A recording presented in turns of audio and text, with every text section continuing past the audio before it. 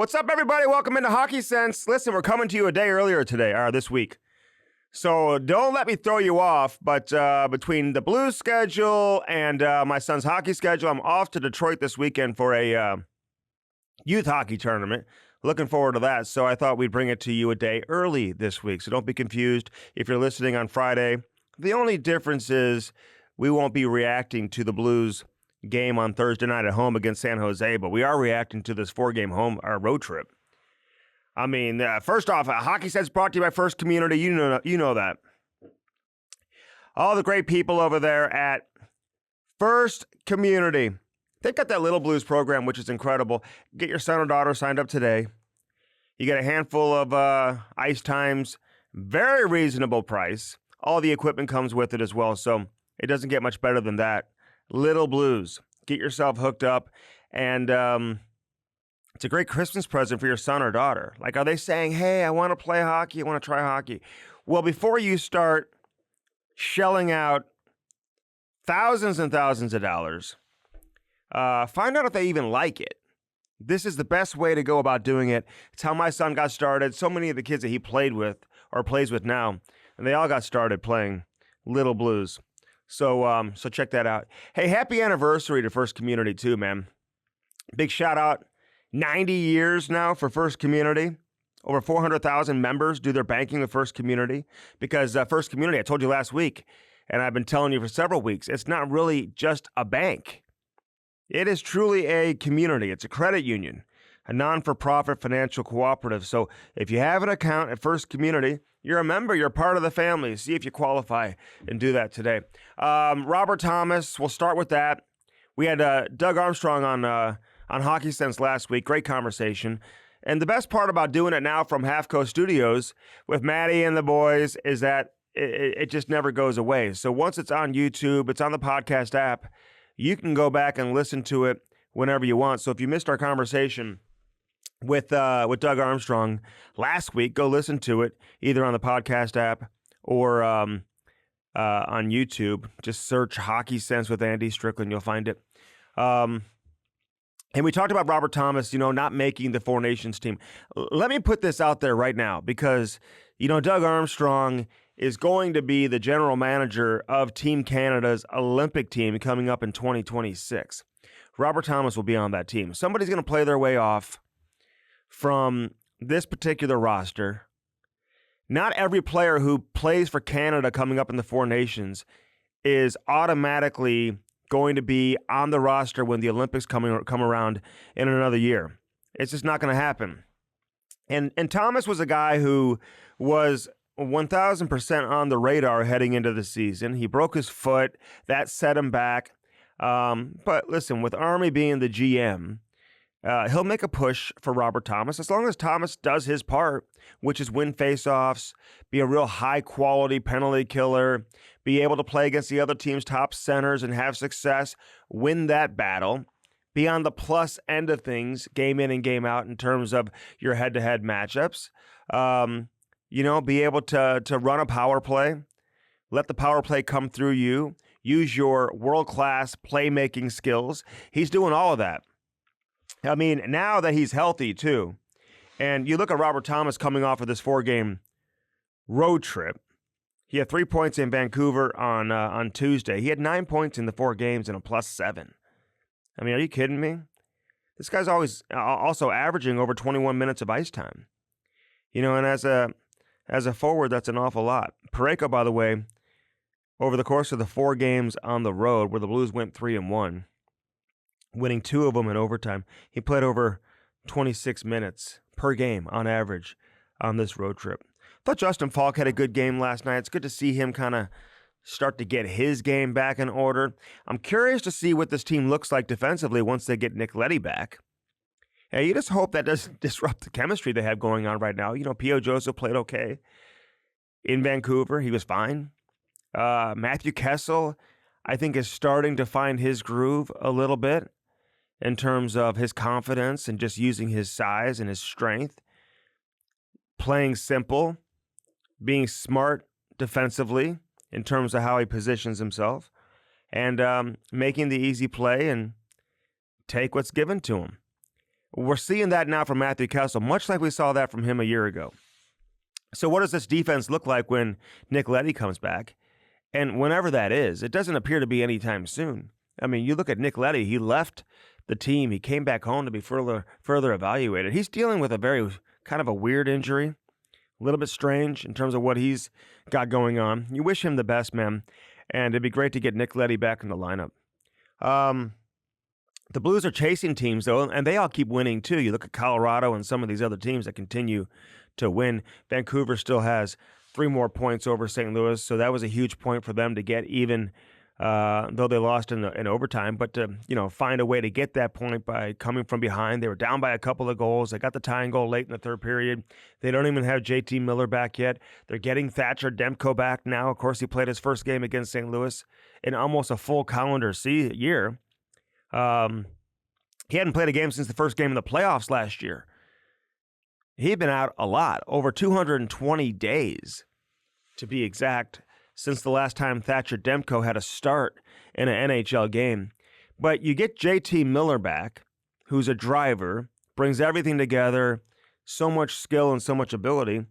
That team, I don't think we give that team enough credit for how good they are. Watching them play last night, I feel like Quinn Hughes never comes off the ice. Does he ever come off the ice? Is he on the ice the entire game? Is there more than one Quinn Hughes playing for the Vancouver Canucks? And I think it's interesting. I'm going to ask Jamal Mayers this coming up in the next segment. Sam Rosen, by the way, is going to join us coming up later. I don't know how many questions I'll get in about the New York Rangers. It's not really his place to answer those on behalf of the Rangers. I know that can be tricky when you are the play-by-play voice, and you have been for 40 years. Listen, he's allowed to give his opinion. I'm curious to hear what he has to say, but I don't want to put him in a tough spot either. You want to get real opinions. It's probably best to get, a media member out who isn't fully connected to the organization. It's tough. Listen, I wish everyone could always speak freely, but we all know that it doesn't work like that. And when you represent the team, you have to certainly, be careful and kind of walk that line. It doesn't mean you have to sugarcoat everything, and it doesn't mean you have to lie or be fake. I think that's where you kind of lose your credibility and the trust of the viewer, is when you start doing that. But you probably can't bash them at the level that the fans would want. And just to give you an example, I had Army on last week, and I got people commenting and being like, you should have asked tougher questions. It's like, listen, I'm not a fan. I feel like I asked appropriate questions. I'm not looking to grill Doug Armstrong to make the fans happy with some of the grilling. I mean, the team obviously is moving in the right direction right now. They made the coaching change. And I think, we covered a lot of ground last week speaking to Army. So I get it. Listen, trust me. I used to be on the other side where I wasn't connected with the team, and I was a free-spirited writer. And I loved those days too, where you could just give your opinion and speak freely. And I think the fans love that. You're crushing people and players and whatever, and management from other teams and coaches from other teams, players around the league. But that's not always that much fun either. One thing I don't miss from my days just writing and doing radio is having anybody be upset. I did not enjoy that. Sometimes you're just trying to give your opinion. You're trying to be fair. And listen, you cover different people. You're covering different personalities. Some are more thin-skinned than others, and we've dealt with that over the years, at least here in St. Louis. I will say this about Army.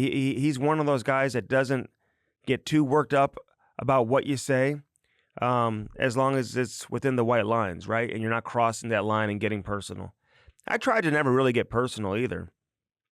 Some people will take it personal, but it really never is personal. We're just talking hockey, and you're trying to give your opinion. And for a long time, I will say this, when I was writing, I was the only one in town giving daily opinion on the team.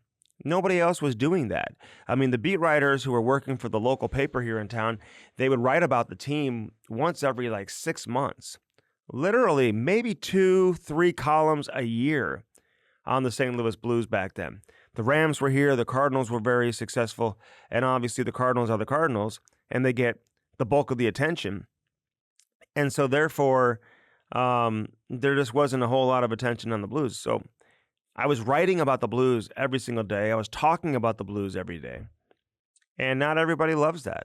I'll give you an example. I remember when Dave Checketts was the owner, and I was doing a radio show with Bernie Miklasz at the time, and I had thrown out there that Matthew Schneider was available. I think the team kicked tires on Matthew Schneider, but for whatever reason, they decided at the time that the cost to get Schneider here in St. Louis was too high. And so they just didn't go out and get Matthew Schneider, which is fine. Bernie and I had Dave Checketts on the radio on a random afternoon, and I was co-hosting the show with Bernie, and we had Checketts on, and he drops this bombshell that he wanted to buy the Rams. And we're like, whoa, okay, like, you want to buy the Rams? Like, the NFL team, the St. Louis Rams, he wanted to buy the Rams. They already owned the Blues, and it was pretty much owned by a hedge fund, and we don't have to get into all of that, but he wanted to buy the Rams all of a sudden. So in my next story, maybe even later on that day, I wrote that the Blues can't afford Matthew Schneider, but they can afford the St. Louis Rams. Like, it just didn't make sense. Obviously, just kind of joking, having fun, but that night I run into Checketts and Mike McCarthy, and I love those guys, man. I mean, listen, we went back and forth, and, you know, Mike McCarthy and I ended up, you know, coming together, and you know, I feel like I have a good relationship with Mike. I can call him today if I needed to. But Checketts kind of bumped into me in the press box.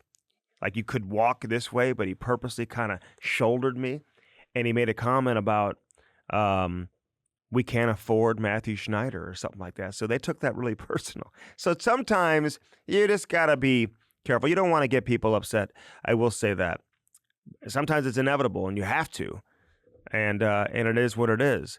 But in the case of having Sam Rosen on, we'll hear what he has to say about the Rangers. I don't expect him to come on here and bash the team for how they handle this whole Brady Tkachuk situation, or the Jacob Trouba situation, or the fact that they keep losing every single night. They play Buffalo today on the day that we're recording this. Somebody's got to win that game, right?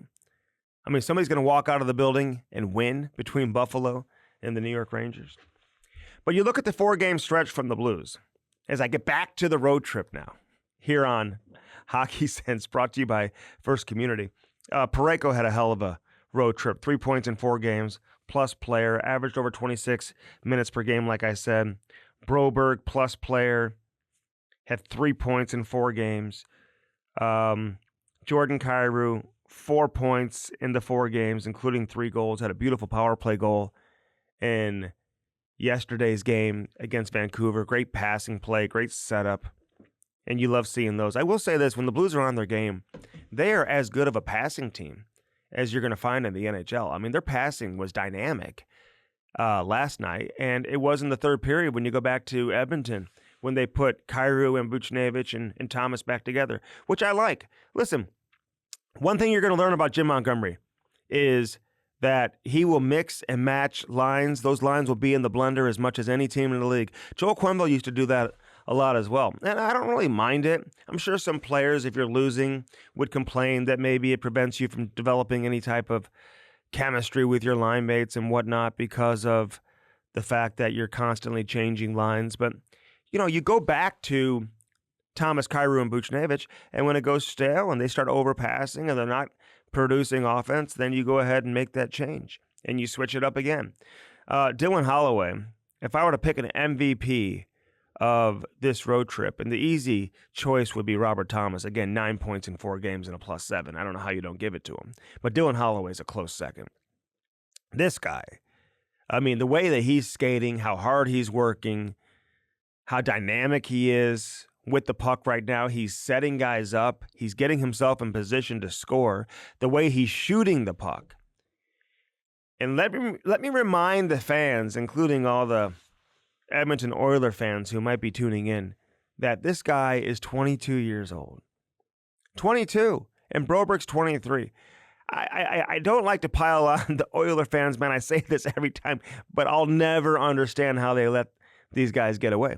I just don't get it. At that age, 2 players you draft in the first round. You know, when you see a Philip Broberg, and I thought of this even last night watching Quinn Hughes, and I'm not saying Broberg's Quinn Hughes because he's not. Hughes may get 100 points this season. There really is nobody like him. Makar would be the closest. And I'm going to ask Jamal, who would you take on your team between Makar and Hughes? And the easy answer is Makar. I think he's got the better reputation between the 2 players. But if you watch Quinn Hughes play, man, this guy is he's just different than anybody else, including Makar. He doesn't play exactly the same as Makar. He may even cover more ground than Makar. He may have better hands than Makar. He's amazing. I mean, give me either one. But if Quinn Hughes was an option, I would have a hard time passing him up. And the same thing with Makar, man. I absolutely love Cale Makar. So, you know, it's tough to say. But Broberg, at 23 years old, man, the only way you get these guys, like a Quinn Hughes, for example, is by drafting them. You don't get them in their low 20s unless you find a way to draft them.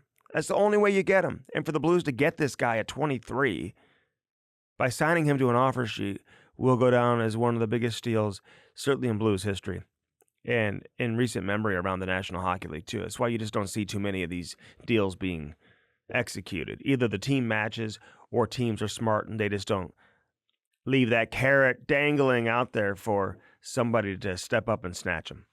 So we got lots to get into with Jamal. We'll do that here on the other side. Again, First Community brings us Hockey Sense each and every week. Check us out. Subscribe everywhere. And love having everybody's on board, you know, who's been watching and you know, supporting the show since we came over here to Half Coast Studios. Dirt Cheap Fun, your one-stop party shop. Do not sleep on the party supplies. All the paper goods, everything that you may look for.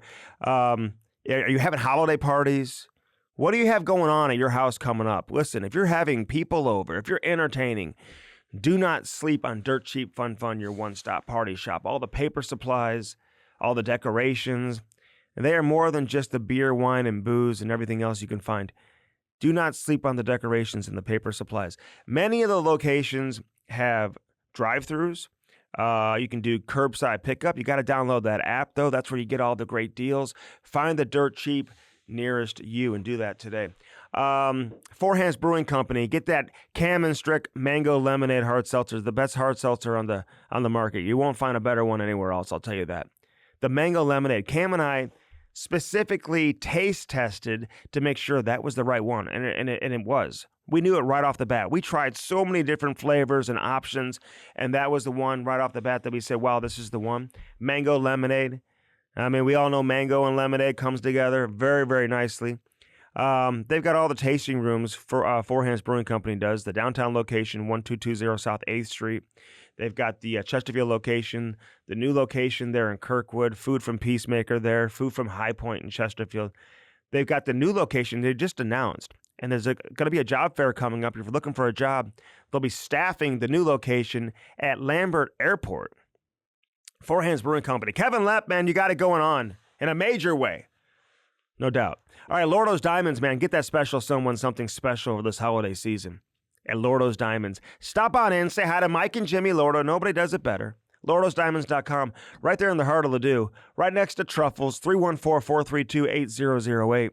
314-432-8008. It doesn't matter if you have a $100,000 budget or a $500 budget. They are going to treat you exactly the same. It doesn't matter.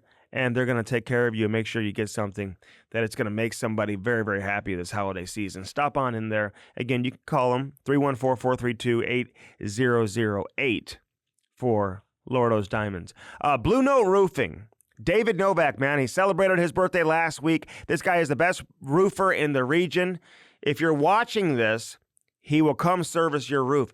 Hey, check it out. Talk to your insurance company. Some roofing some insurance companies out there, once your roof gets to a certain age, I believe 10 years, they will not pay for it to be replaced. So if you're having issues with your roof, let David know that. Come on over, check it out. And if you need a new roof and you know he's going to be honest with you and treat you the right way, then do it before all of a sudden, okay, now I need a new roof, but the insurance company won't pay for it. Don't put yourself in that position. David can do a lot of things from roofing to gutters to a soffit and fascia, windows. They do everything over there with Blue Note Roofing. Look for the big yellow truck with the Blue Notes all over it, man. He's a diehard hockey fan. He'll talk pucks with you. 314-920-5713. Blue Note Roofing. All right, let's step aside. Jamal Mayers, he's going to come in and join me.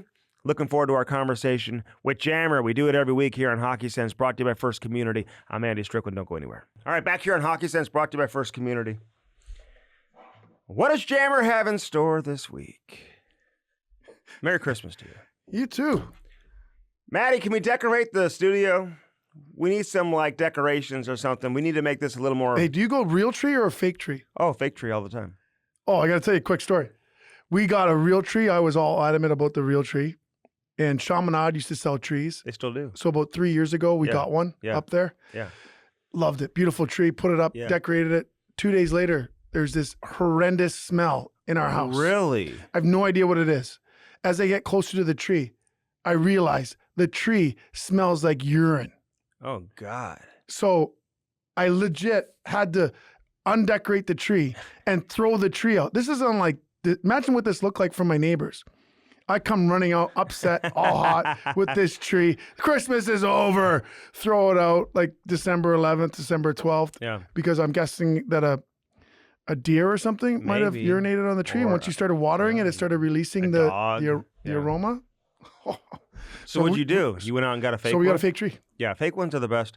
I like the real ones. I feel like they make a mess. They do, but the smell. The smell in the house. Oh, I like the smell. It smells good, huh? Yeah. Yeah, no, Chaminade has a great tree lot, man. We walk over there. Nothing will put you in the Christmas spirit like going to a Christmas tree lot. Just don't pick up one of the ones that got peed on by a deer. You got. I don't know how you detect that. And you got to know what size you're getting, too. Yes. I see some people take them into their house and it doesn't fit. It's too tall. It's too wide. How do you get it to your house? You put it on top of your car? Oh, yeah, that's part of the fun, right? Okay. Figuring out how they're going to tie cut it down yourself? No. Like it's already cut down? You just choose which one you want? It's cut down. They cut it off so it accepts the water or whatever, however they do it. Yeah. And then they put it on top of your tree. It's a fire hazard, Yes. They can be a fire hazard. Be careful. Yeah, you got to be careful with that. So hopefully we decorate the studio next week. Maybe we'll have a little, holiday flair here inside the Half Coast Studios. Good idea. Although we're shutting down for a few weeks over the holidays. When are you doing that? Christmas week and New Year's week. I'll let you know. All right. That'd be good to know. Okay, the Blues just go on a what's the toughest road trip? Like you played here in St. Louis. So if you're like a Midwestern team, you played in Chicago, what are the most difficult road trips? Are they the trips through Canada? Is it the West Coast trip in the States? Is it heading out east? What is it? Well, you're really lucky being in the central time zone because even when you go west, you only lose it's 2 hours and it's an hour the other way. So let me explain it to you this way. I thought it was tough having played only in St. Louis for 10 years and only in the Central Division, realizing what that was like. And then when you play in the West, Calgary and San Jose, now you got a problem. Because when you go east. Yeah, you're going for how long? Not only how long, let's say you play the next day. If you practice in the morning and you leave at 1 o'clock, you fly for 4 hours, 5 hours to get to Boston. You get to Boston, it's now 9:30. Like I know, your body clock. You lose the whole day and you're not tired. Oh, God. So that always messed me up. I should do, somebody give me some analytics on that. Going east, it was always from playing for the Flames and playing for the Sharks was always the toughest. Somebody let me know how these teams on the West Coast, how they do when they go east. It'd be interesting to know. Usually they go out a day earlier. These teams, we talk to players all the time who played a long time with Philly, Jersey, the Rangers. Sleep in their own bed. Their travel is they're never like home after midnight, ever. Well, I'm saying when they must be nice when they're traveling. Philadelphia, I mean, there really is an advantage to that, isn't there? There should be. Yeah. As long as they're not going out. I don't think they go out anymore anyway. They don't do that. No. Did you have teammates that just went out every single night? Every night? They played like they went out every night, Yeah. but they were going out a lot. And sometimes you got a little veteran guy giving them a tap on the shoulder saying, okay, time to settle down. Is it frowned upon? Like, do you have to go behind your coach and your GM's back when you're going out all the time on the road, or no? Is there a curfew?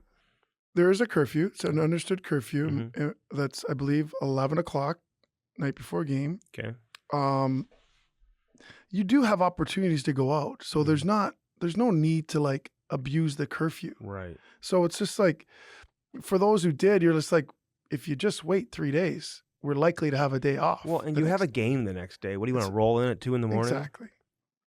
It's actually good. Okay, you know what? This guarantees that I'll be in and I'm going to get some sleep. And you know what? You can have a nice dinner, Mhm. some couple glasses of wine, Yeah. and be back by 9:30, 10 Did you o'clock. like going to dinner with the entire, like a big group of guys, or just No, a not because I couple? didn't like big group of guys. Just Yeah. the dinner was too long. Too long, yeah. Like we always, not to sound, I don't know how this is going to sound. I'm just going Yeah, to tell you how yeah. it was. You get to a really nice restaurant, and most people, it's like a special occasion. Right. We just want to eat dinner and get back to the room. Right. So we always would say, we're not here to wine and dine. We just would like to get this rolling. Mm-hmm. So that I always like to, as you get older, I like to organize it. Hey, who wants Yeah. to meet? And usually there'd be a group of 6 to 8 would probably be the max. Mhm. And you get more than that, then you probably have to do two Yeah. tables. Off topic. And I talked to Chaser about this the other day. He was in doing some stuff with Cam and I. Do you see the video with Biz and all this stuff going on? Have you, I've caught glimpses of it. you ever seen anything like that? Like, did you ever, like, as a, have teammates, or like when you're playing, like, ever encounter that situation where, I mean, like, that is super unusual, right? I mean, I know players kind of maybe get into it a little bit, but he's not getting into it. He's like trying to interfere with the staff at a restaurant who are being, verbally assaulted and maybe even physically assaulted. When you look at what took place at the country club prior to that, when they got to that restaurant, Houston's, and then all of a sudden it's like a 6-on-1 brawl. Scary situation. I said this to Biz last night, like, in all seriousness, that could have been a very scary situation. I give him all the credit in the world for stepping up. I think not enough people do that. There's a lot of people just standing there and like watching. I don't know what you do, Jammer, in that situation. And I messaged him as well. And the thing that's scary to me is I feel like he's lucky that it is a vacation town. Like they were there on vacation, right? Yeah. They're there on a trip. Scottsdale. Because local people in today's world, even if you beat them up, what are they doing? What are they going back to the truck for? After you beat them up? A weapon. A weapon. Yeah. And so that was my biggest fear was, thank God they didn't have A baseball weapons. bat, or even worse than that, right? Yeah, people have conceal and carry. That's the thing Yeah. in the States. Like, Yeah. Especially in Arizona, too. it's not that's a real thing. Mhm. And like, it's not even about winning the fight. It's like, Mhm. what are they going to do after after that happens? Like, is it really over? Right. Like, that part to me is more scary than Yeah. the fight. And they're kicking him in the head and stuff. It's ridiculous. 6-on-1.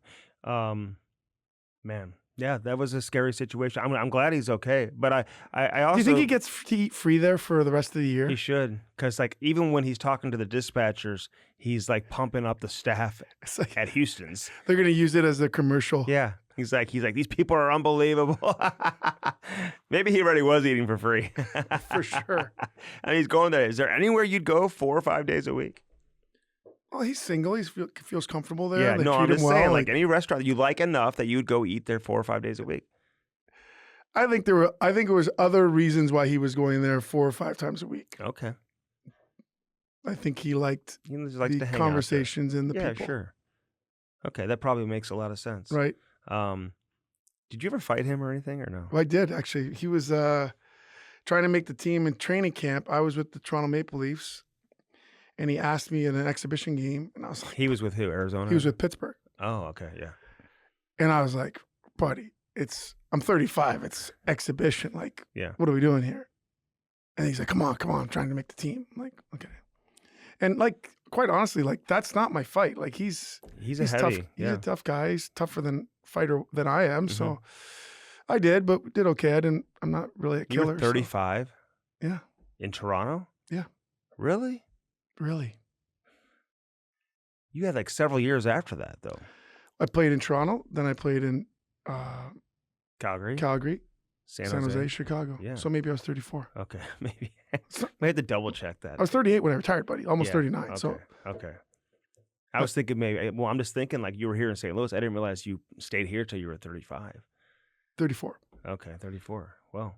But you know, you have a birthday every year. So yeah, is that what it is? Yeah. So okay. I turned 35. All right. And then... I should know if that's the way it works. If you like change. The Rangers, they're losing every game, Jamal. Full disclosure, when we record this show, they play the Buffalo Sabres tonight, so somebody's got to win that game, right? Okay. There's only 2 games on the docket tonight, so go ahead and tune in and watch that one. Yeah. Who's going to win that one? Just so you can go ahead and make your prediction now. I think the Rangers win that one. Okay. They're just finding ways to lose. And it's always the coach. I mean, we're talking about Peter Laviolette, who's, won a Stanley Cup, obviously. He's one of the most successful in terms of wins, one of the most successful coaches in NHL history. I mean, is it always on the coach? Like what about like management? What about the players? Maybe you're not as good as you thought you were? I mean, Sean Avery he's just crushing the Rangers every single day with his PowerPoint presentations. But he does make some good points. And Zibanejad is always at the scene of the crime, and he's supposed to be one of the leaders on that team. You know how this works. When things go bad, people try to do their own thing. It goes worse. People try to do more. You should do less. There's finger pointing, and I always say that things go downhill. Mm-hmm. GM's gonna say, "I got to the owner. I got the right players. Yeah, look at it's basically the same team as last year." Right.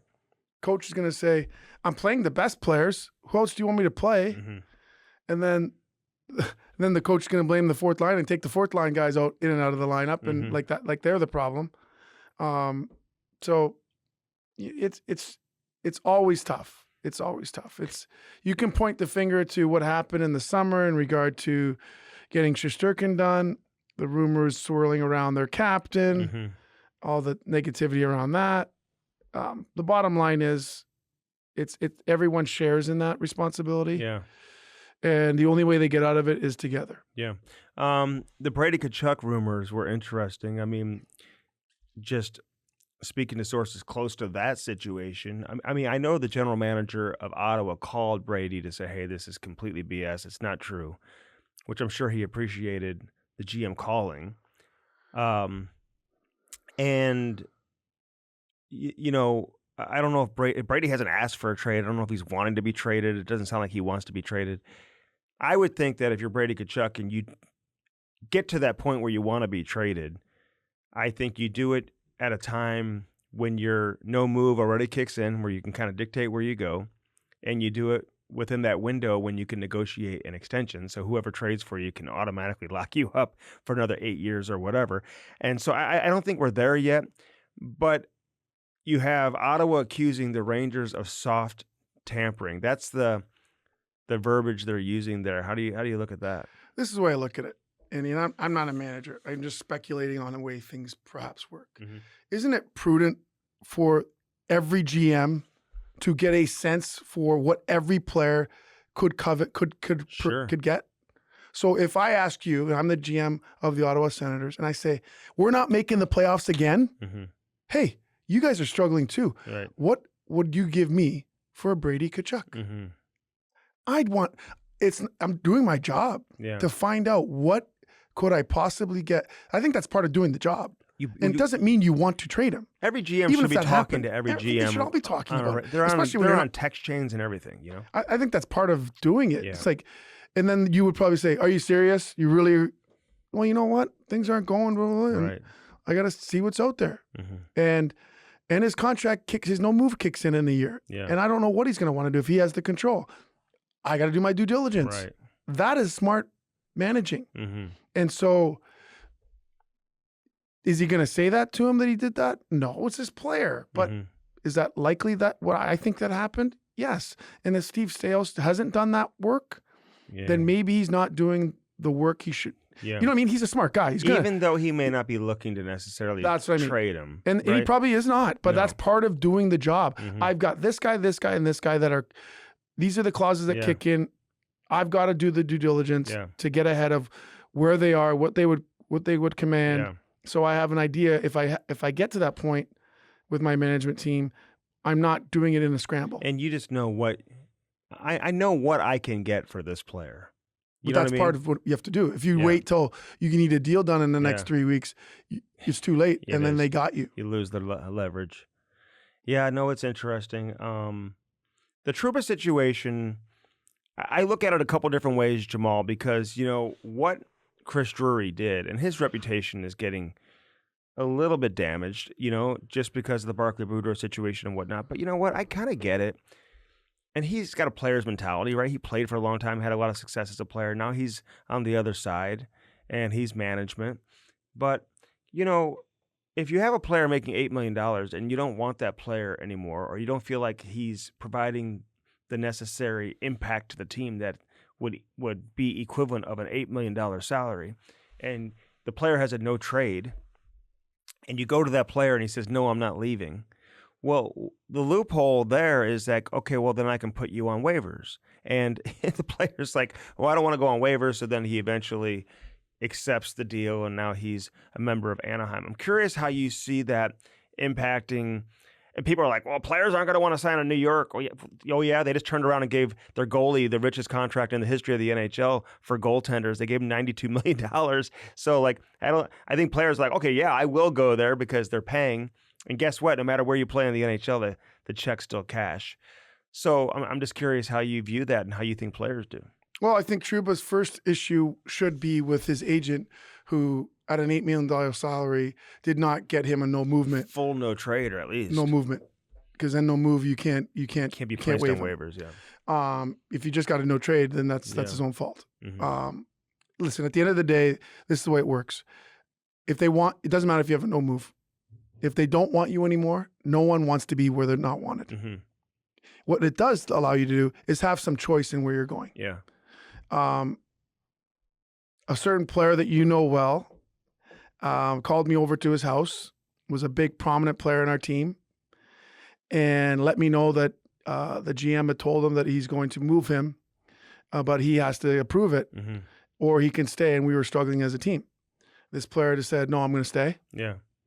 And then 2 days later, they said, well, no, Yeah. we're gonna waive you. So So they're gonna bitch. So why would you want to stay? So I took the trade. I told this story because I know who you're talking about. Because I remember calling the player, and he told me. I told the story on Cam and Strick, so I'll say it right now. It was Dougie Wade. Yeah. And it's funny because I remember calling Chris Pronger and being like, the Blues are trading Dougie Wade to Anaheim for Andy McDonald. And he was like, there's zero chance they would do that. And he literally hung up the phone on me. Then he called me back and was like, oh, you're right. Yeah. He's like, I don't know why we're trading Andy McDonald. Because Andy was a good player at that stage. Really good player. But anyway, I remember calling Dougie, and he was like, no. I said, no, I'm not going. And management at the time basically was telling him, well, then guess what? You're going to be in the press box. You're not going to play. They strong-armed him to where a couple days later he accepted it, and fans were all over me because I had reported that he wasn't being traded, and then he did get traded, and I reported that he was going to get traded too.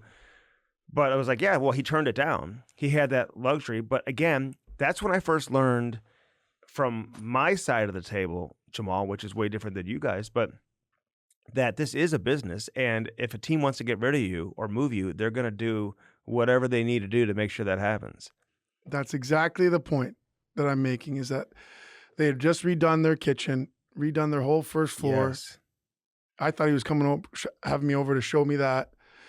We went downstairs, and I could tell that it was something was going on. Mm-hmm. And it was not good, and that was tough to hear. And I honestly advised him, like, dude, you got to go. Like, oh, really? Yeah, like, why? Because it was better for him. Mm-hmm.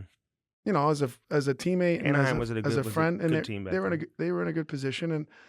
And for him as a friend, that was the right thing for him. And in his it career. extended he his felt like he career, was too. abandoning us because he's such a good person. Yeah. But that was the right move for him. Why is St. Louis, at least during your era, why was it such a comfortable place for veterans to play? I think that you have a safe net.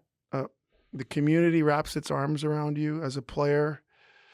You don't feel a tremendous amount of pressure. There's one paper at the time. Yeah. So there's not a lot of negativity around the team, especially for the higher end players. And so it's a comfortable life. Yeah. It's an easy place to live. And especially if you have kids, it's perfect. For the schools are fantastic and all those reasons. So, and when you're in a winning environment and your life is comfortable and you're not in traffic, even though sometimes we complain about traffic on 270, that's not traffic. No, it's not. So, did you find it easier than the other places you played? oh yeah, absolutely. Okay. Absolutely. Playing in Toronto, are you kidding me? San Jose even, right? Well, San Jose, there was pressure because we were supposed to win.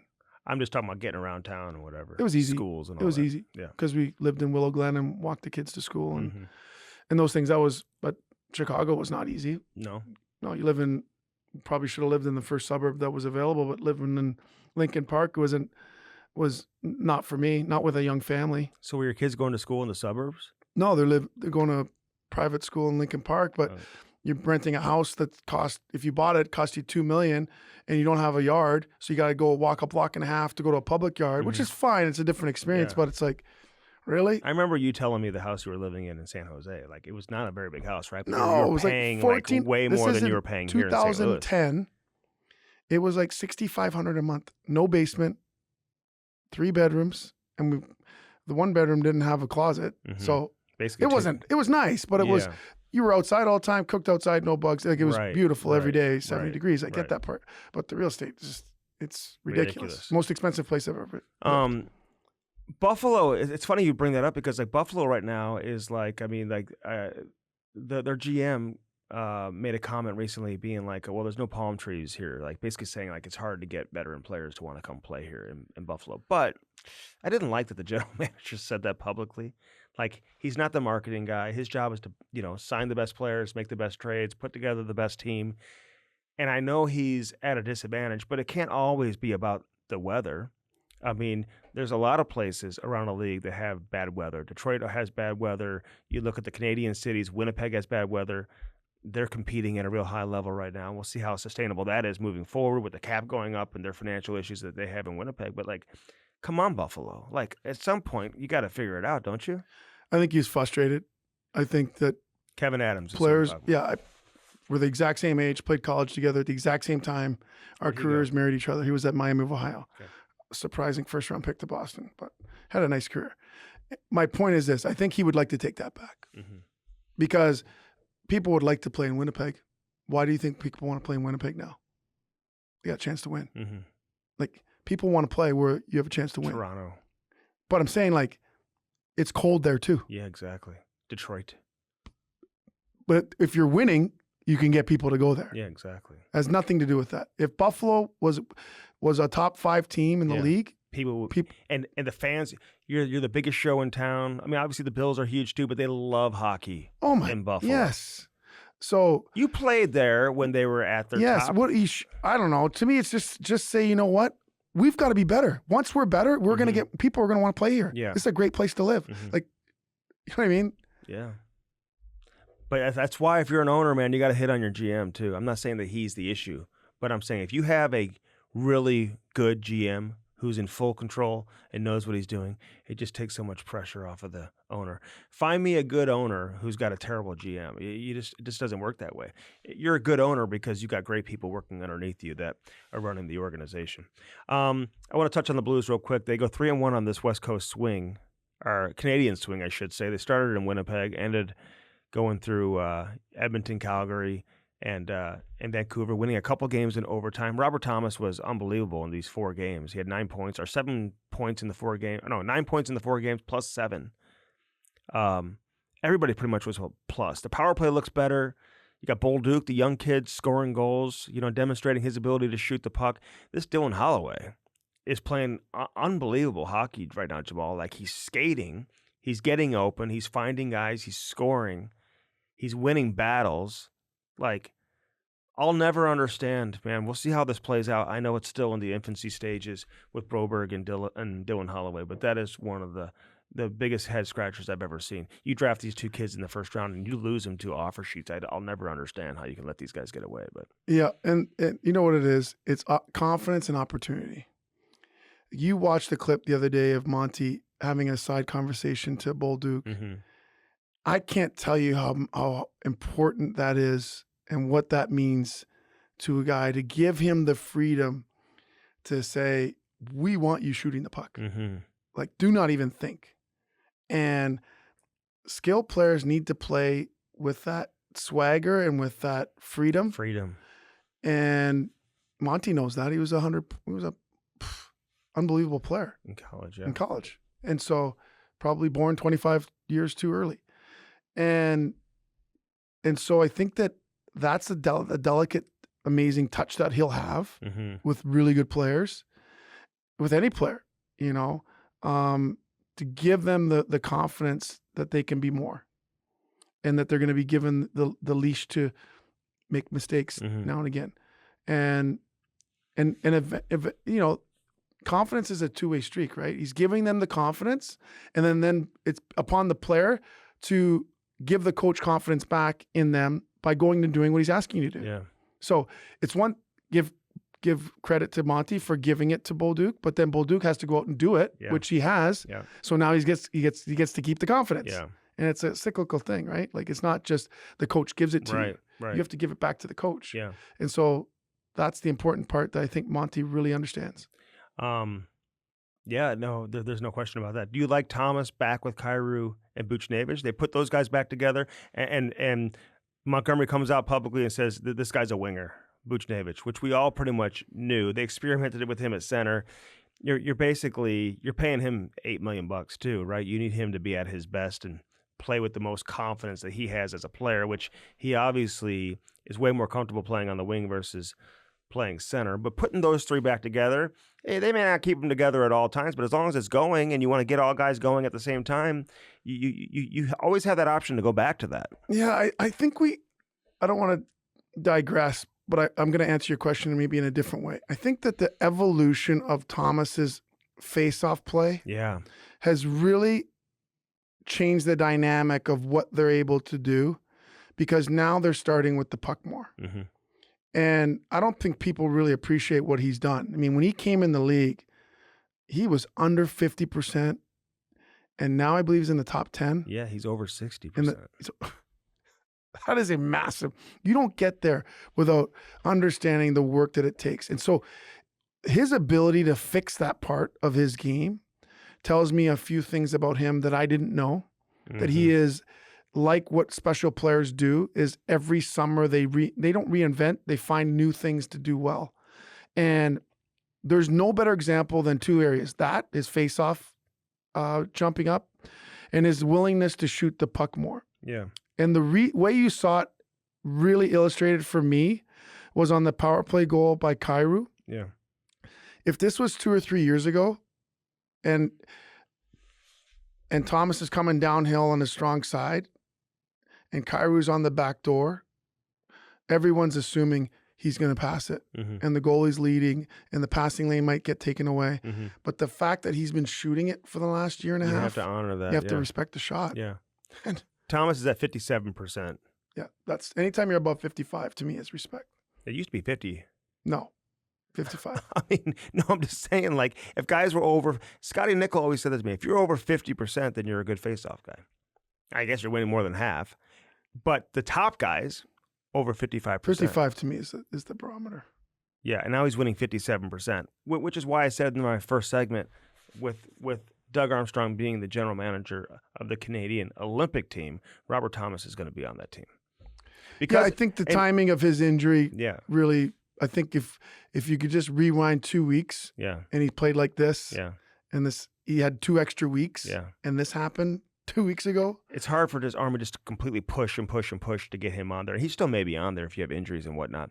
He is certainly deserving and worthy to be on there from his skill set alone. But it may be a situation where maybe you don't make this team, but you make the team that you want to make, which is the Olympic team. Yeah, and you know what? There's a couple of surprises. Obviously, the kid in Carolina was a little bit of a surprise. But doing their game the other night, like he's damn good. He can skate. Yeah, I didn't realize he could skate like that. Yeah, he's really good. Yeah, so it's maybe Celebrini, the guy you're seeing play a lot, maybe he can find his way out there next year. It's going to be hard. I'm not like saying Olympic, yes. Not like now. Olympic, yeah. Yeah, like no, this. Well, everyone's talking about Bedard all season long. I'm like, listen, Bedard's not playing as well as Celebrini, so let's. Celebrini has the most. He's number one in entries, offensive zone entries. Yeah, as an 18-year-old, like McDavid, McKinnon behind him. He had some great ones last night. Did you do the game last night or no? Yeah, you did. And he steals more pucks than any other player. Oh, really? Like puck battles, he's got number one. Stripping pucks. Because Luke Connon had a couple goals last night, but the first one was created by Celebrini. His entry, he made two great. He's just dancing in the neutral zone.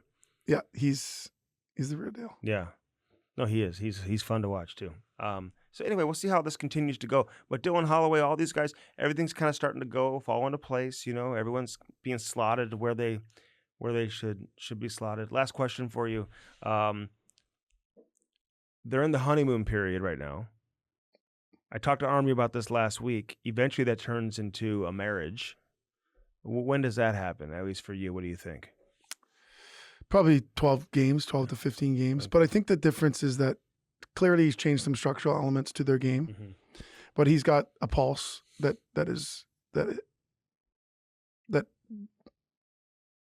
they know that he cares.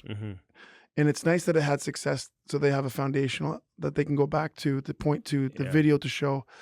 And I think he's a great coach. I think it's sustainable. I think that he's tapped into their emotional component that's required in this game. Yeah. And I think that's important. For me, I always needed that. And I think that just watching him do the check-ins with players on the ice, those things go a long way. Will they make the playoffs?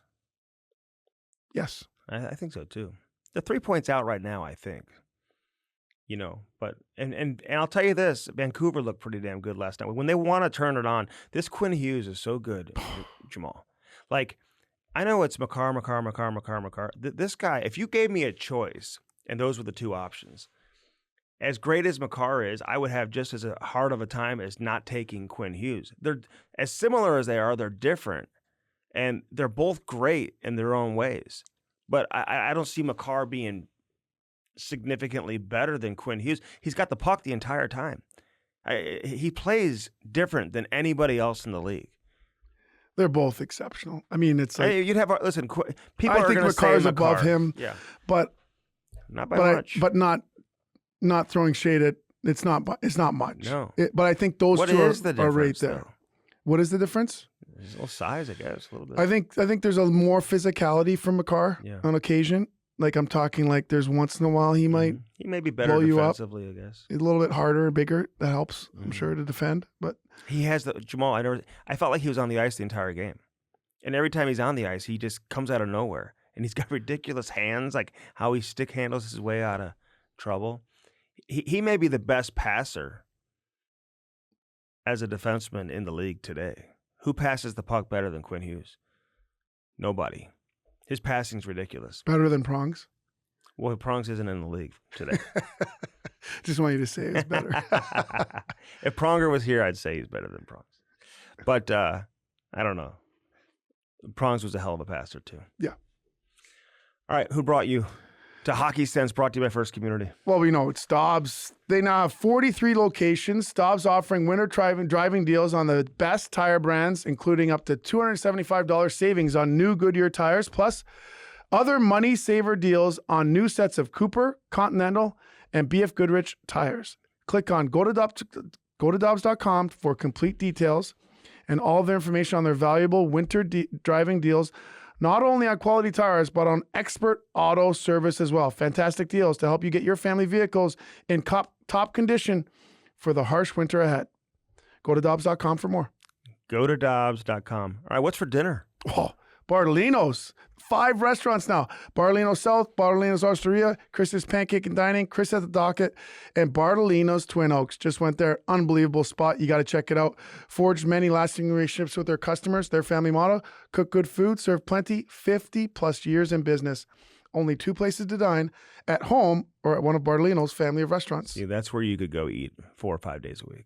There you go. Bartolino's. Absolutely.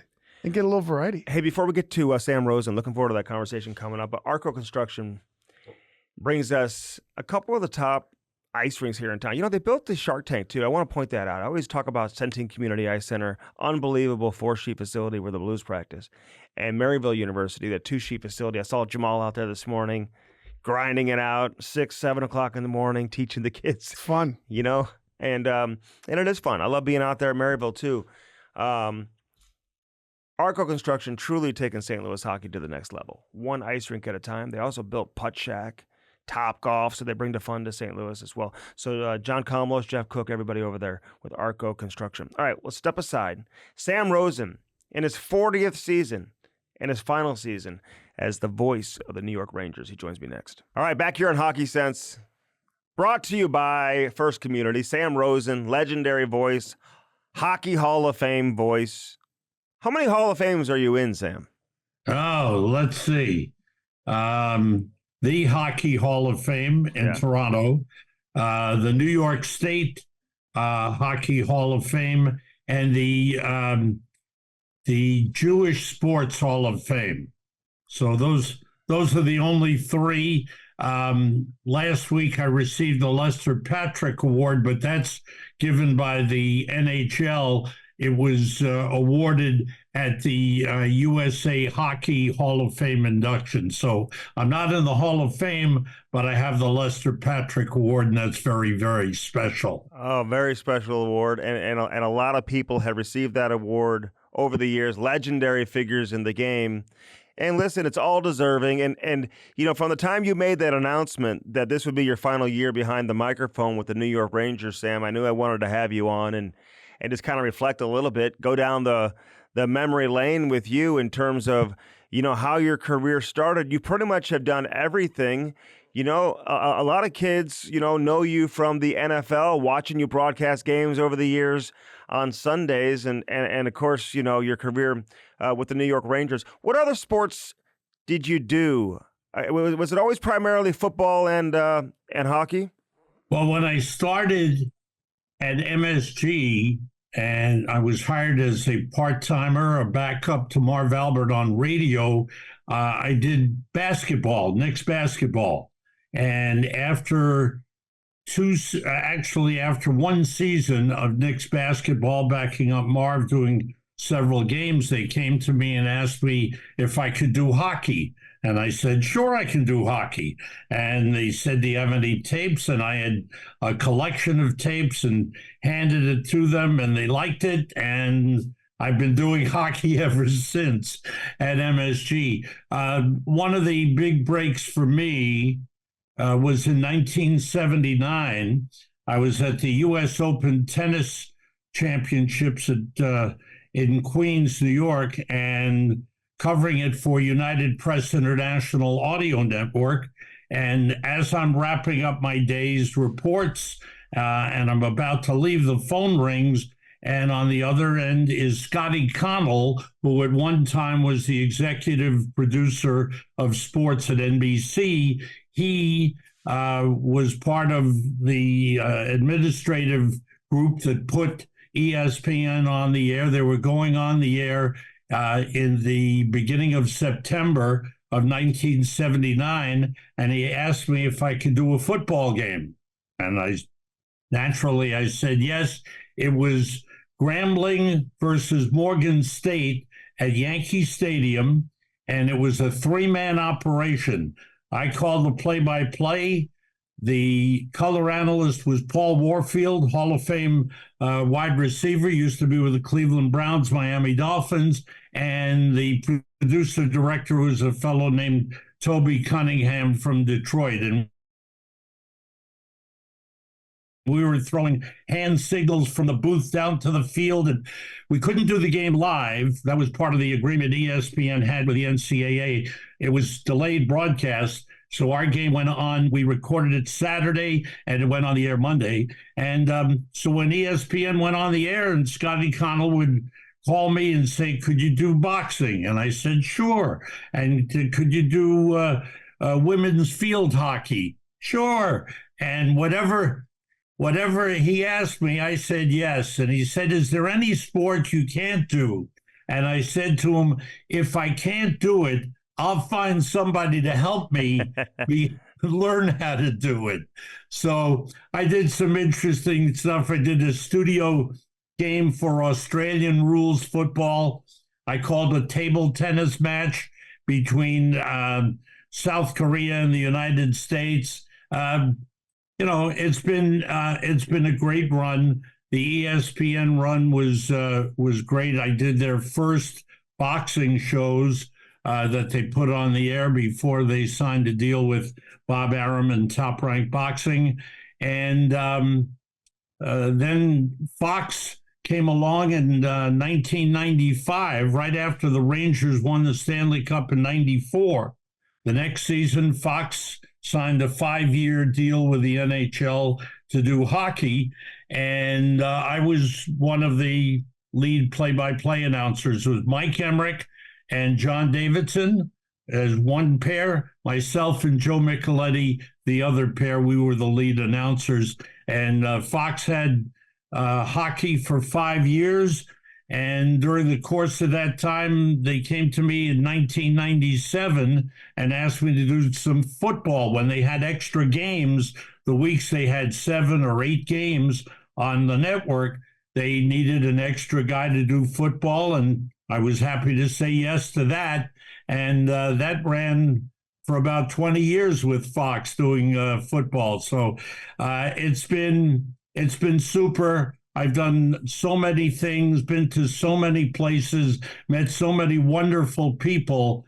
Can't ask for better a run than I've had. No, 2 things that you said there that stand out. Number one, you did a girls' field hockey game, and one of my daughters is playing field hockey. So if you can explain the rules and understand what's going on in that sport, let me know, because I've watched about 100 games here, and I still have no idea why the whistle is blowing every day or every other second.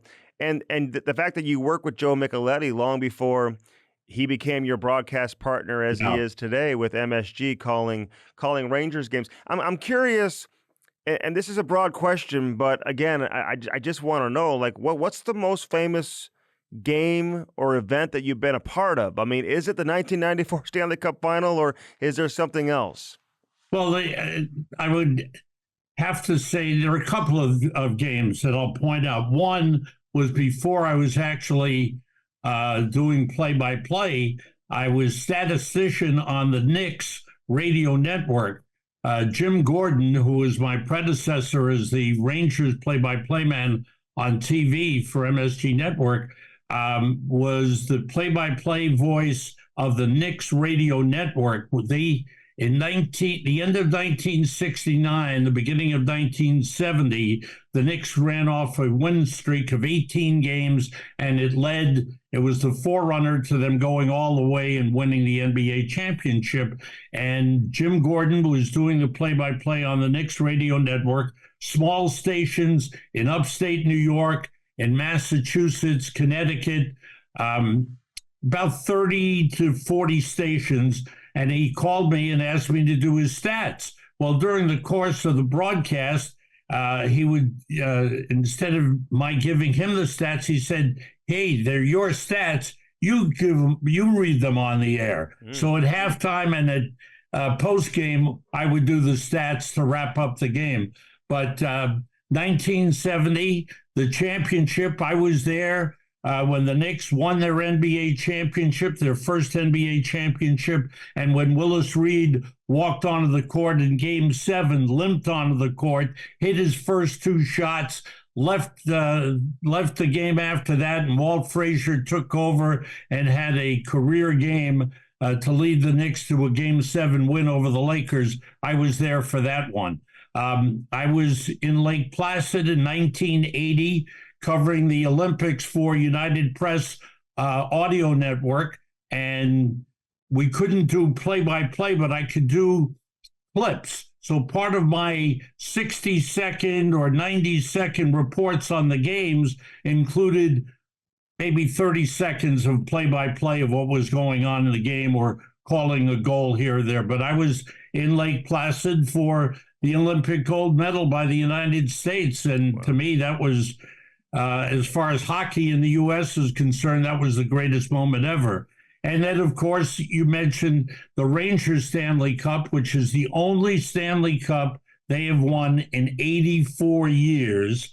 And I had the privilege, the honor of calling it because it was the last year that regional networks could stay with their team all the way through the playoffs. Yeah. So I got to call Game 7 at Madison Square Garden and the only Rangers Stanley Cup. But I also got to call Stanley Cup championship games and finals on NHL radio. And I was there when Ray Bourque when Joe Sakic handed the Stanley Cup to Ray Bourque as the Colorado Avalanche won the Cup in 2001. That's an unforgettable moment. But I call the Stanley Cup for NHL radio from 1996 to 2008.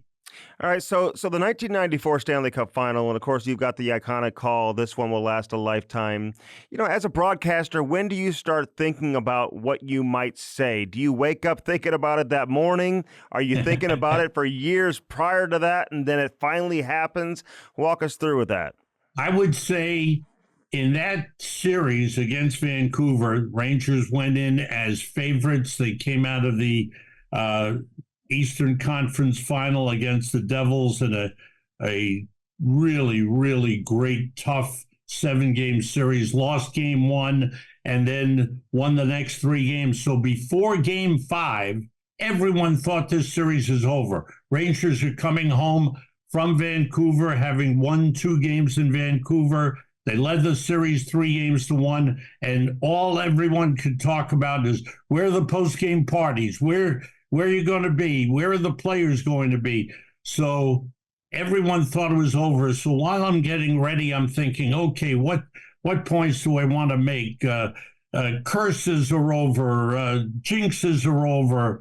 They finally done it, something along those lines. Well, what happens? Vancouver jumps out to a 3-0 lead. Rangers come back to tie it 3-3. Vancouver wins the game 6-3. Now it's 3-2, and we're going to Vancouver. Game 6, the Canucks dominated Game 6. Now the series is over. We're going back to New York for Game 7. And you get up thinking, you know what? The way this Ranger team has been jinxed through the years, you have to be ready for anything. So the thoughts of them winning were, okay, it's finally here. They finally did it. But then you had to hold back and say, what happens if they lose? So you have to be ready. But the way the game unfolded, Rangers got the lead. Vancouver came back at them. Rangers hold on and win. And what happened right at the end of the game is there were 2 icings. One that probably shouldn't have been called. The other was an icing. 2 icings stopped the celebration. Everybody's ready to just go crazy at Madison Square Garden. And those 2 icings stopped it. They win the face-off with 1.6 seconds to go, and that's where it just came out. The waiting is over because we had to wait for those 2 face-offs. The waiting is over. The Rangers are the Stanley Cup champions, and for me, this one will last a lifetime. And it's as special as any moment can get when you're calling not only the 7th game of a championship series, but it's your team in your building. Can't get any better than that. Yeah, and I mean, who would have thought that the Rangers haven't won another one since then? So again, it may last a lifetime for a lot of people. We had a reunion a few weeks ago. Mark Messier had a reunion. About 15 players came. I was there. Neil Smith, the general manager, was there. Mike Keenan, the Rangers winning head coach, was there. To a man, everyone said, "Man, it's been 30 years." It's hard to believe, but it's been 30 years since they won the Stanley Cup. Yeah, and it's a hard trophy to win. We saw that here in St. Louis just a few years ago, and you hope you don't wait another 30 to 40 years, but That's right. you can't predict it. What would you have said if the Rangers lost? You want to break that news if for they us? Lost? It would have been, I don't know, it would have been like somebody stabbed me with a dagger in the heart. Yeah, we don't want to see that. We don't want to see that. No. We don't ever want to hear what you would have said. No, you really don't want to go through that, and especially when a team has been unable to win it. Yeah. As long as they had, and finally after 54 years, they finally were able to celebrate. The last 40 years, and some people may not know, and I don't even know if I remember this or if I ever knew it. I don't know if I would have been alive back then, but Phil Esposito would have been your first broadcast partner. But it's hard to believe in the last 40 years you've only had two, right? Between John Davidson and Joe Micheletti, two of the best to ever do it. That's really one of the great benefits and good luck charms that I've had is when they came to me in 1984, before the 84-85 season, the people of Madison Square Garden said, "We're going to make a change and we'd like you to take over as the TV play-by-play man." And when I took it, Phil Esposito was there. We worked together for 2 years. Phil was a lot of fun to work with. He loves to have fun. He's in his 80s now, and he's still the same gregarious person with the big personality. It was an interesting time because Phil didn't like to go to morning skates. I would say, "Phil, you got to go to the morning skate and get a feel for what the teams are doing and talk to people." No, I'll only be a distraction. I'm not going to any morning skates. So my job was to make sure I knew where the players were, because if it happened once, it happened every game. A couple of times, a player would make a play and Phil would say, "Where'd they get this guy from, Sam?" And I had to quickly, they got him here. They just called him up from the minors. They made a trade for him 3 weeks ago. So that was my role. But then John Davidson, when Phil was promoted, he became the general manager. I like to say I got him the general manager's job with the Rangers. So he stepped up to become general manager after we worked 2 years together. John Davidson, when his career basically got cut short because of injuries, and he became a third man in the Rangers broadcast booth, he felt uncomfortable in that role. He went up to Canada, worked for Hockey Night in Canada, and really became the premier hockey broadcast analyst. And MSG hired him at the start of 1986, and we worked together for 20 years. And then he became the general manager of the St. Louis Blues and left the Garden. And the best choice for me was Joe Micheletti. Joe was working on Long Island doing the Islanders telecast under the MSG network umbrella. So that was an easy shift. He came across. We knew each other from our working days together with Fox, and he just slid into the analyst chair, and we've been together for 19 years. So you talk about being fortunate and lucky and having an ease and comfort at work. That's the way it was for me. Yeah, only have a couple more minutes here, Sam, but I do want to ask you about the current state of the Rangers real quick. I mean, they just traded their captain and Jacob Trouba. There's been all this noise, surrounding the Brady Tkachuk and Ottawa calling it soft tampering and all this stuff that's going on. What's your take on it? Where are we headed with the Rangers, and why have they been so inconsistent, or maybe consistently below average, I guess, or not, meeting expectations, which is, surprised a lot of people heading into the season? Andy, they started off very well. Obviously, they came off a Final Four last season, got to the Final Four. They believe they were very close. They lost a couple of overtime games to the Florida Panthers, lost the series in 6, and they came back hoping to just pick up where they left off, and they got off to a good start. Peter Laviolette, experienced coach, the core of the team was still there, but a couple of things happened in the offseason that seemed to upset the inner workings of the team. The possibility of trading the captain, Jacob Trouba, that became public knowledge. The way they saved money on the Barclay Goodrow contract. Barclay, a very, very important part. A good team man, played very, very well in the playoffs, a 2-time Stanley Cup champion with Tampa, but they wanted to unload his contract, and they felt it would really help them make some moves during the offseason. They put him on waivers. He was picked up by San Jose, and that seemed to upset the inner workings of the team. But still, they got off to a good start, 5-0-1. They're looking good. Shesterkin was playing great.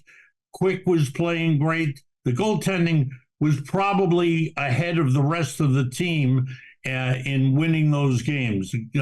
Shesterkin, a couple of games, he almost single-handedly won. But then it seemed to get off kilter, and I can't, it's not easy to put your finger on it. The top players, other than Artemi Panarin, have not been the top players. They haven't gotten the performance they expected out of Mika Zibanejad as the number 1 center. Chris Kreider, a perennial 30-goal scorer, has been a 50-goal scorer. His performance was a little off. Defensively, Trouba was a little slow. Ryan Lindgren got hurt in preseason. He didn't start the season. That was a loss. So defensively, they struggled. The pressure built on the goaltending, and now it's taken a turn for the worse, and they've only won 2 out of their last 10 games. So it's a struggle right now. They unloaded the contract of Jacob Trouba, another big contract, to give themselves maneuverability to make moves either during this season or next in the off season. But I think it's more to have that maneuverability come trade deadline time. Yeah. And that upsets the apple cart as well, because you're trading your captain. And that's it's difficult for several of those young players have been helped along in their careers by Jacob Trouba, most notably Keandre Miller, his defensive partner for a couple of seasons, Braden Schneider, a young defenseman who's really a good player, and now being asked to do some of the things that Jacob Trouba did. So that's been a problem. I think they've lost their confidence, and for a while, Shesterkin was not playing the way he had been. Last game, he was better. He got his contract settled. Yeah. He's locked in for 8 years. I think that will help settle things down, but they're going to have to rely on him until they regain their confidence. These next few games will be very interesting. At Buffalo, home against the LA Kings, who are playing very well. Then they go on the road to St. Louis Sunday night. Tuesday in Nashville, Friday in Dallas, and then home against Carolina and at New Jersey before Christmas. Tough games, and the Rangers have to find a way to win and right the ship. Yeah, we look forward to seeing how it plays out. Always a lot of drama, in the Big Apple, So, we're all paying attention to it. Real quick, last thing for you. Your favorite place to call a game, and what are you going to miss the most about not broadcasting NHL hockey?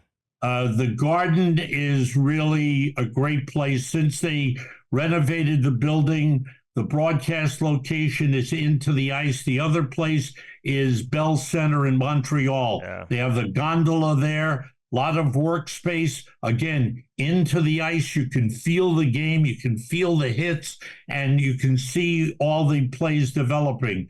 And I'm going to miss the players. I'm going to miss being around the players, because all of them, Andy, have stories, whether they're from a small town in the U.S. or a small town in Canada or a small town anywhere in the countries in Europe. They all have stories as to how they reached the top of their profession. And I love that about them. Yeah, and no one told the stories better than you did. Sam, so many people were raised on the game, listening to you, grew up listening to you, idolizing you. You're truly one of the best to ever do it. Thanks for doing this. I got to bring you back on, Sam. I got so many more stories. My producer in the back, he keeps giving me this. You know what? That universal sign has never changed. That's the same as it was 40 years ago. It means wrap it up. I can talk forever. So thanks for doing this. I'll be back in touch. And will I see you on Sunday in St. Louis? Absolutely. I'll be there. All right. I look forward Thanks, to it. Andy. Thanks for having me on, and I'm available. Yeah, you're the best. And I'll take you up on that. I promise. Thank you. We'll see you Sunday. That's Sam Rosen, the best, man. One of the greatest to ever do it, and certainly love having him here on Hockey Sense with us. First Community brings us Hockey Sense each and every week here on live from the Half Coast Studios. So many different things to tell you about First Community, but the holiday shopping promotion still exists. Credit card rates, they continue to exceed 25%. Now, that's based on national averages. It's not good news. If you're planning to spend, like a lot of people out there, come Christmas time, but you can get that First Community Platinum Visa with a rate of 7.9%. And that is exactly what I said, 7.9%. You heard me right. Get it today. Check it out. You have to, no annual fee, zero annual fee. But it gets better. Any purchases made with the First Community credit card between November 27th and December, well, they have a date there, 2.99% financing. Go to firstcommunity.com. They'll give you all the information there. Of course, Four Hands Brewing Company, Blue Note Roofing, David Novak, Dirt Cheap Fun, your one-stop party shop. Everybody over there at Arco Construction, all our sponsors who bring us Hockey Sense each and every week. We hope everyone has enjoyed the show today. Great conversation with Sam Rosen. I'm going to bring him back on. We got to go a full hour with him. I mean, there's so much stuff to get into. We appreciate Jamal Mayers for joining us as well. Maddie behind the glass, always making stuff happen here live at the Half Coast Studios. I'm Andy Strickland. Subscribe today on all the podcast platforms, wherever you listen to your podcast, including YouTube. Appreciate all the support. Reminding you to keep your head up and your stick on the ice. We'll do it again next week. Have a great week, everybody.